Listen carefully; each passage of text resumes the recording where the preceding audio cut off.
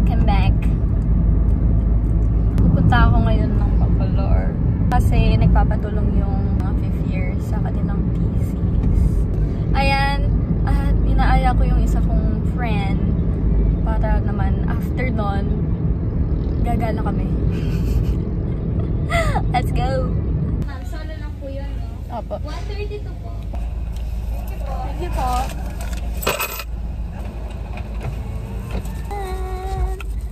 Ang problema lang guys, puro ako fast food. Sabi, puro ako fast food. So, paano tayo makakatipid ngayon? Puro tayo gastos. Naku, Naiso, you're so magastos, no? Ay, nako. Gusto ko ng halaman, guys. Gusto kong bumili ng halaman dyan, guys. So, yan guys, nakarating na tayo ng dorm. At pagpasensyahan nyo na lang yung mukha ko, no? Yung itsura ko ngayon dahil magulo. Dahil hindi nga tayo naligo. Pero naligo naman tayo kahapon, okay na. Pero nag-relax man tayo, guys. So, dito na tayo kakain sa kotse para malamig, diba? So, huwag niyo akong gagayahin. So, magiging anak ko, huwag mo akong gagayahin kasi kumakain ako sa kotse. Pero, papagalitan nga tayo, guys. O, lagay muna natin dito para mag-timelapse tayo. Let's go. So, yan nga pala yung food natin for today. Our breakfast. It's so masarap. Let's go. Let's eat.